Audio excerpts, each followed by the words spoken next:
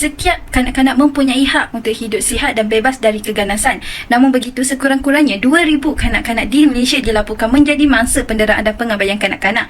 Kes penderaan kanak-kanak ini bukan sahaja berlaku di Malaysia, malah di luar negara juga berlaku. Dan kes penderaan dan pengabaian kanak-kanak ini dilaporkan sangat kritikal.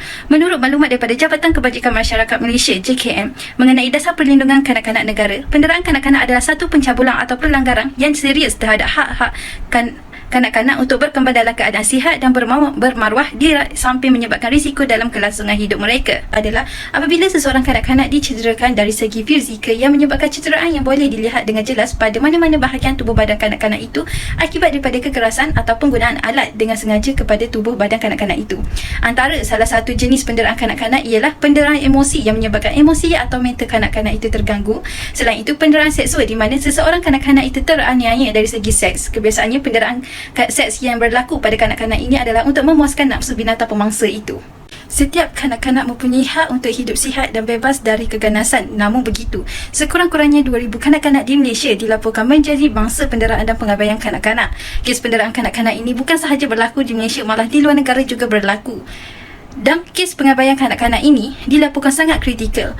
Menurut maklumat daripada Jabatan Kebajikan Masyarakat Malaysia JKM mengenai Dasar Perlindungan Kanak-kanak Negara, penderaan kanak-kanak adalah satu pencabulan atau pelanggaran yang serius terhadap hak-hak kanak-kanak untuk berkembang dalam keadaan sihat dan bermaruah di samping menyebabkan risiko dalam kelangsungan hidup mereka. Penderaan kanak-kanak ini terjadi disebabkan oleh beberapa faktor yang mempengaruhi tingkah laku individu atau masyarakat itu untuk mendera kanak-kanak tersebut. Walaupun begitu, Malaysia telah mewujudkan pelbagai agensi dan organisasi untuk mengatasi masalah penderaan kanak-kanak ini. Malah, akta dan perundangan yang berkait dengan penderaan kanak-kanak diwujudkan untuk membela nasib mangsa penderaan kanak-kanak itu.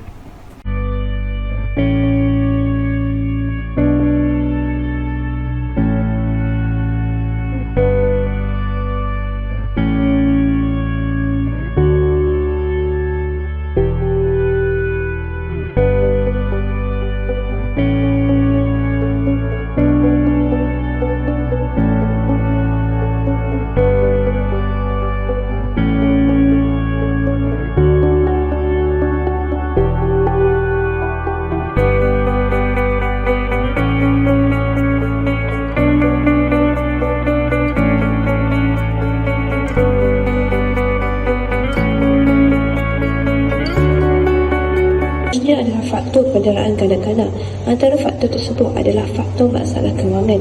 Masalah kewangan yang tidak diuruskan dengan baik oleh ibu bapa yang mempunyai anak yang ramai merupakan salah satu punca berlakunya kes penderaan kanak-kanak ini, dan kesempitan hidup yang dialami menyebabkan ibu bapa tertekan sehingga mereka terpaksa melepaskan tekanan tersebut terhadap anak-anak mereka, sekaligus tercetusnya penderaan dan pengabaian dari sudut hak asasi kanak-kanak itu.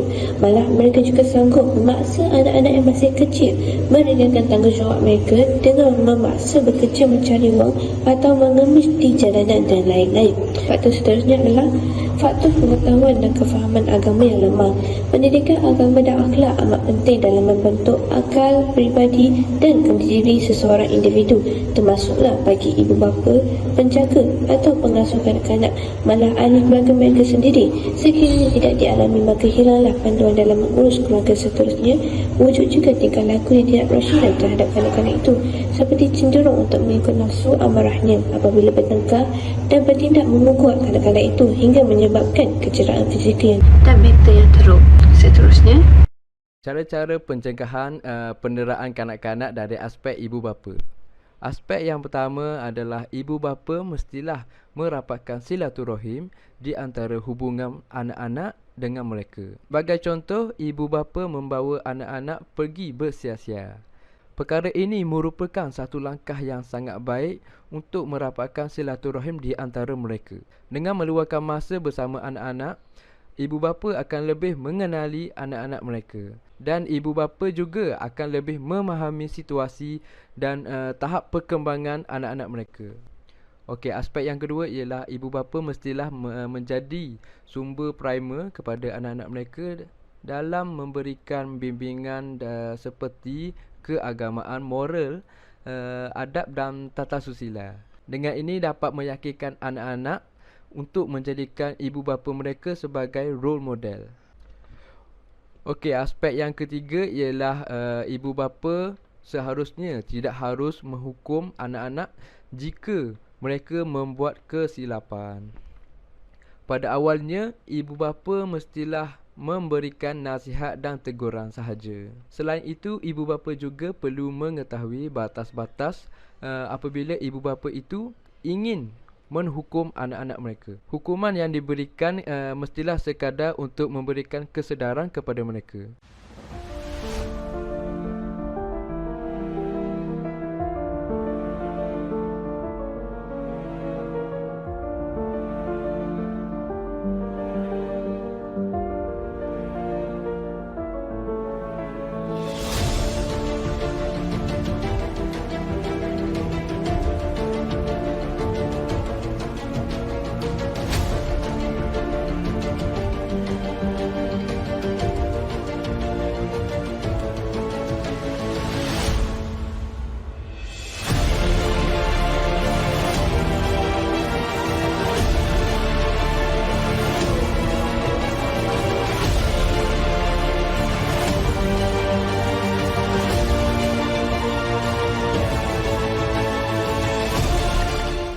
Yang seterusnya ialah peranan sebagai masyarakat. Kita seringkali mendengar tentang jangan jaga tepi kain orang. Ramai yang menganggap menjaga tepi kain orang ini hanyalah perkara negatif. Akan tetapi, oleh disebabkan ayat jangan jaga tepi kain orang telah menyebabkan kes penderaan kanak-kanak di Malaysia semakin meningkat.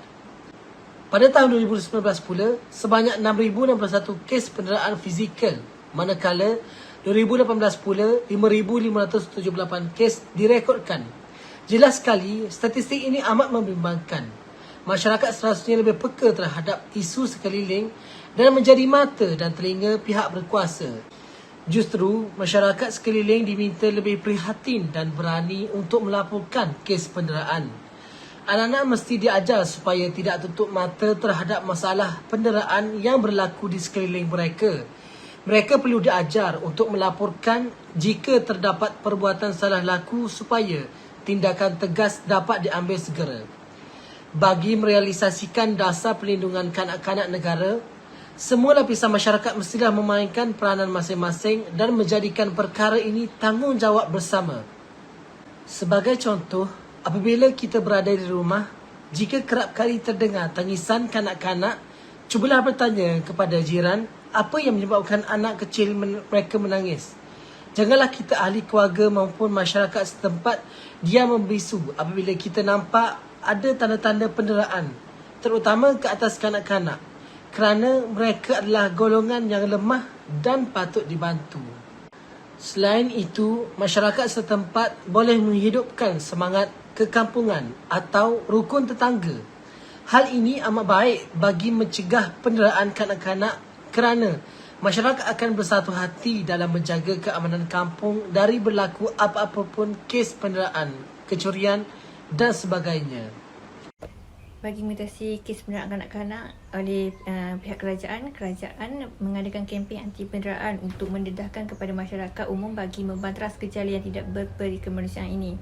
Namun perasaan tidak takut dan berasa besar di kalangan sesetengah masyarakat untuk melakukan penderaan masih berlaku. Keadaan ini berlaku kerana tiada tindakan tegas yang dilaksanakan oleh pihak kerajaan.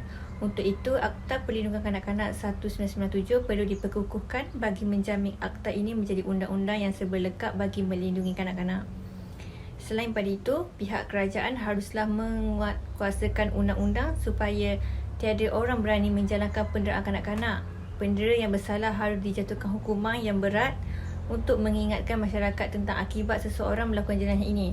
Pihak kerajaan juga boleh menganjurkan kempen keluarga bahagia untuk meningkatkan kesedaran rakyat dalam menubuhkan sebuah keluarga yang bahagia. Kesimpulannya, penderaan kanak-kanak merupakan perbuatan keji yang dilarang keras oleh agama. Hal ini kerana perbuatan sebegitu seolah-olah bertujuan untuk merosakkan aset penting negara pada masa akan datang. Pelbagai usaha sudah dilakukan bagi membanteras gejala, termasuklah menjatuhkan hukuman yang berat terhadap pesalah. Namun, perasaan tidak takut dalam kalangan masyarakat tetap berterusan. Permasalahan ini terus berlanjutan disebabkan kebanyakan ibu bapa melepaskan tempias mereka terhadap anak-anak yang boleh membawa kepada penderaan kanak-kanak. Jika kanak-kanak selalu diperlakukan dengan tindakan negatif semasa kecilnya, tidak mustahil mereka akan menjadi lebih ganas apabila meningkat dewasa. Oleh itu, menjadi tanggungjawab ibu bapa dalam membentuk anak-anak menjadi seorang yang baik atau sebaliknya. Jadi, sayangilah anak-anak dan jauhilah kes penderaan kanak-kanak kerana ia tidak menguntungkan mana-mana belah pihak, malah boleh mencetuskan kepada sebuah keluarga yang bermasalah.